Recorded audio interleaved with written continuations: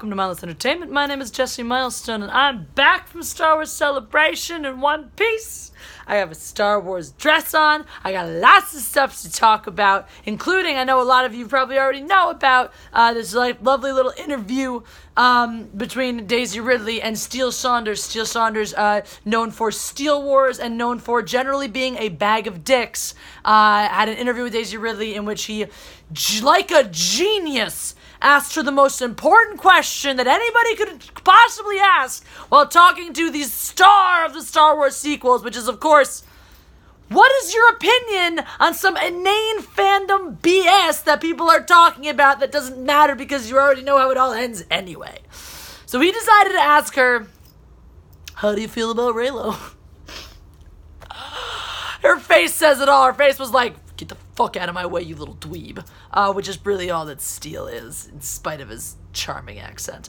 And her answer was as diplomatic as she could possibly make it, while also unequivocally stating that now, she does not get behind the Reylo ship. Why? Because she doesn't support abusive relationships. Because better than anybody else, she understands the psychological impact of Rey's relationship with Kylo Ren. Because she goes to work and lives that. Because she's gone through the scenes where he is physically and mentally and emotionally torturing her. She goes through that. She goes through all of that. So she understands exactly how BS and toxic it is. And obviously you can tell, I don't know if he said anything publicly about it one way or the other, you can tell that Steele Saunders is totally a Reylo shipper, because he probably is messed up like that in his own life. Because he probably thinks that's how you woo a woman, is to just speed her up a little bit, challenge her to a lightsaber fight, try to murder her, murder people she cares about, psychologically attack her. Those are things that he probably thinks are normal things for wooing women. He just seems like that kind of guy.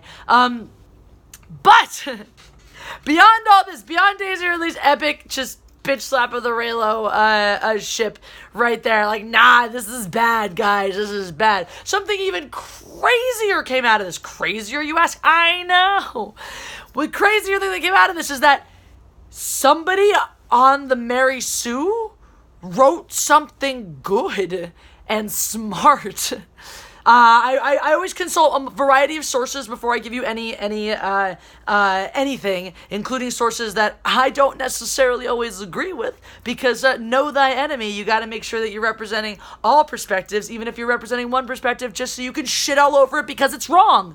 And that's usually why I consult Mary Sue articles. But in this particular one, the writer was like, yeah, totally. Like, I don't ship Reylo, and stated that, she can't wish anything good on the person who put a lightsaber through Han Solo's chest. Thank you!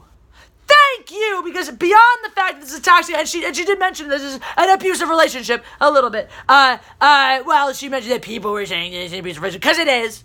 But anyway, thank you, because beyond the nasty abuse parts of that, that's a big thing for me. You killed Han Solo, you don't get a happy ending. You get a lightsaber through your own chest, but a lot slower than that one. Anyway, now this writer goes on to write many other really stupid things in this article, but I gotta say, I was impressed that they wrote one thing that wasn't completely idiotic. They made up for it in the rest of the article, but one thing, not completely. So I feel like that's a win for humanity right there, that someone on like the #1 toxic feminist publication wrote something intelligent, even if it was just one line. I'll take that. That's a win for me. That's a big old fake fat W. Not to mention that's coming on the heels of another big win, that being Daisy Ridley saying, Reylo, stuff it up your booty because we don't want it. Or she doesn't want it. She did say something about maybe a redemption, but who knows? I hope not. Anyway, so Daisy Ridley made me smile, and reading that one line in a Mary Sue article that didn't suck gave me a little bit more faith in humanity. So today's a good day. Today's a bad day because I'm hundreds, if not thousands of miles away from most of the members of the Fandom Menace, and it's sad because I miss them, but for that reason, today is a good day. There you go. The end.